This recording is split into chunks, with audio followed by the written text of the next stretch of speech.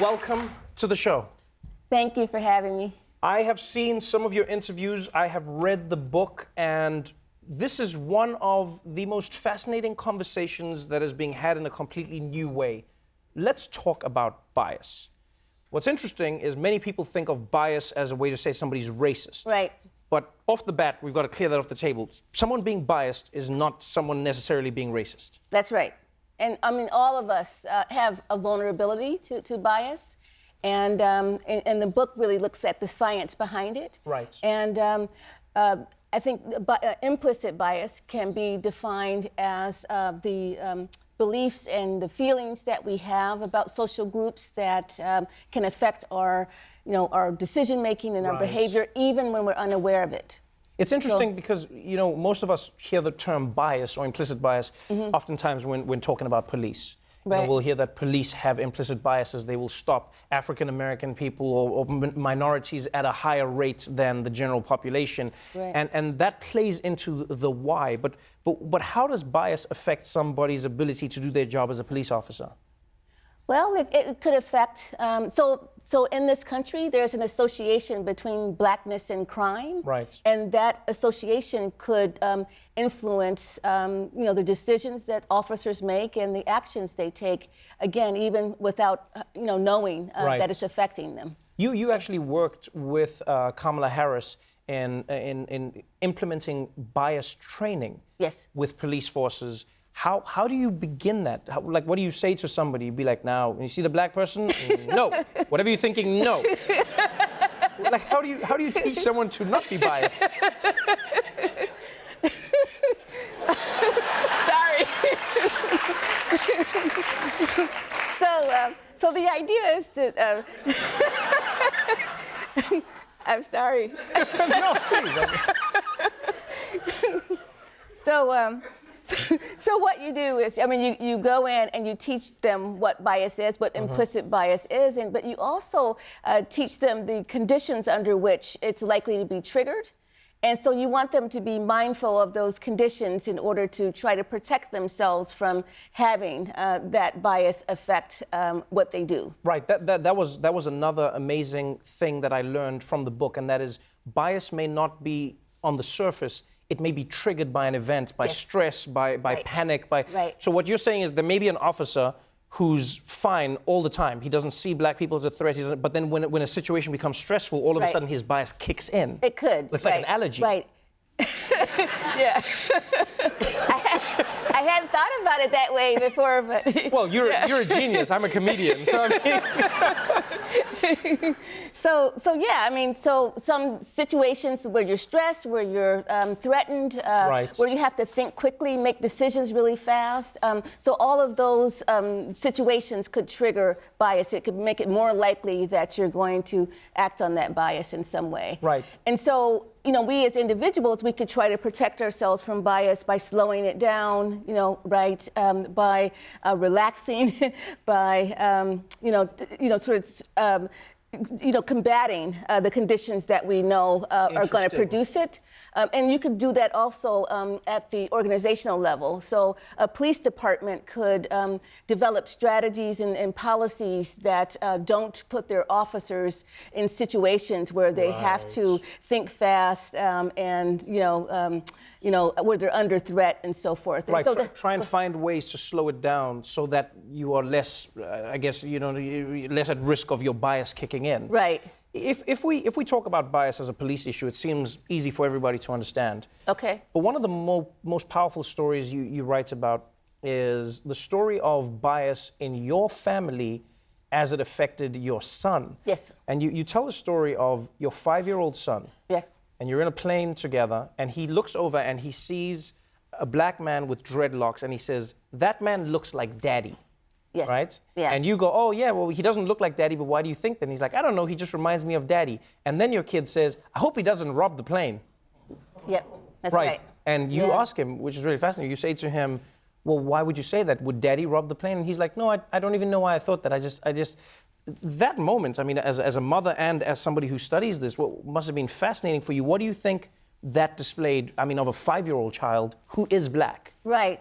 I mean, it really underscores how sort of all of us are living in this world where we're absorbing, what's out there. We're absorbing what we see, and we're absorbing these associations that are getting made. And so my child, he picked that up, right, from living in the world, from being exposed to everything out there. It affects what's in here, and it affects, how you then come to associate, a particular group with a particular behavior or trait, but then you don't know exactly when you learn that. So you don't have to, I think people think that, children learn to be racist, say, because they have racist parents who will tell them, that, these people are like this and stay away from them.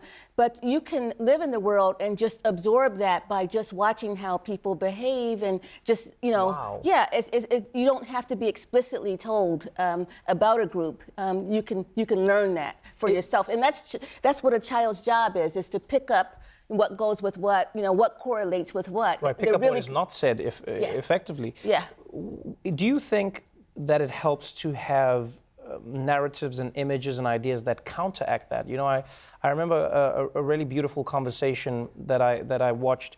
It was Muslim actors who were speaking about how the portrayal of Muslims in Hollywood has affected how many people in America and around the world see a brown person who is Muslim. They go, this person is bound to be a terrorist, because that's all they see. And they said, we need more roles where Muslim people are just Dan in accounting. So you go this person could be anything. Yes. But does it help to see images that counter it, or is it more powerful than that? Well, I think it does help to see those images, but that's not, the cure, right? So there are studies that have been done by researchers showing that even when, say, African Americans are placed in positive roles and in powerful roles on television, the actors surrounding them can give them sort of negative treatment or negative nonverbals that then people pick up just watching the show. And so you can become, more biased by watching someone treat a black person in a negative way. So if Michael Costa gives me the stank eye, then people out there could become biased. I'm watching you, Michael. I'm watching you. Where is he? Let's talk about companies as well. You do work with corporations as well to try and help them combat bias. Airbnb is one of those. And we know that there were many stories where Airbnb was struggling with people who didn't want to have black people stay in their houses, and how they rented affected. How do you begin implementing this on a corporate level and then expanding it into the public? Yeah, so I work with them just informally. They sought me out as a social scientist who does work in this area, and they were having issues with racial profiling basically on the platform, and so they tried to combat it in multiple ways, and so one was by hiring someone to come in and to kind of talk to people about what their experiences were. By looking at the law to see, what could be done there. They settled on actually having people sign a community pact saying that basically that they wouldn't be biased, and that they understood what the norms of the platform were to not disqualify someone from staying in your home because of your race, so forth. So they did all that, and then they also put together a team of people. It's an anti-discrimination team that meets on an ongoing basis. And sometimes I meet with them as well to try to think about ways that will shut it down or at least combat it in some way. Yeah. Before I let you go, one issue that has been discussed quite intensely has been the issue around artificial intelligence and bias. Yeah. We've seen so many stories of artificial intelligence used in court cases, or artificial intelligence used to determine people's threat levels, or so on and so forth. But what's been interesting is the realization that computers and AI aren't biased. They are just exposing the bias in the people who program the computers. Right. Do you think that that's something that we can fix, and if so, how? We need to deal with bias, right? So when we don't deal with it, it can just migrate to some other place. Right. And so I think we sort of think about AI as doing all these good things and sort of doing a service to us, but in that way they don't always. So I think I'm actually using AI with the policing work now to look at body-worn camera footage, and there it's really helpful because you can look not just at an isolated case where there's a sort of high-profile case and try to adjudicate right and wrong. You could actually look across thousands of traffic stops is what we're doing, and look at how those interactions are unfolding and to try to pick up patterns in those interactions, and to see the extent to which drivers who are black versus white are treated differently and so forth. So I feel like there's a huge promise there to the AI, using AI to actually analyze this footage can give us a window into what is really happening on the ground, the blow by blow, as it's unfolding in real time. Before I let you go, I really had a fun time reading about one particular incident, or a series rather. It's interesting, so many people will say, oh, bias is not real, or we don't see it, companies, businesses, etc. But there were a group of criminals in Oakland who are very aware of bias. And what they did was really interesting. Could you tell the audience what exactly these criminals did and how they used bias in their favor? So this was when I got to Oakland, California, and I was starting work with the police department there, and the crime rate was going down, but there were a series of strong-arm robberies that always seemed to happen in Chinatown in Oakland, and they would involve middle-aged Chinese women, so they were snatching their purses from their arms, so this is it's really stymied. The police officers, they couldn't figure out how to catch the robbers, because when they would round people up and say, "Is this the person?" the middle-aged Chinese women couldn't tell you.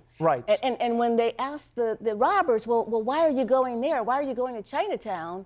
And they said, because they can't tell the brothers apart.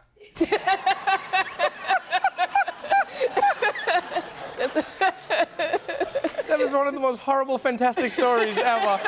And the book is full of them. Thank you so much for joining us on the show. Wonderful having you.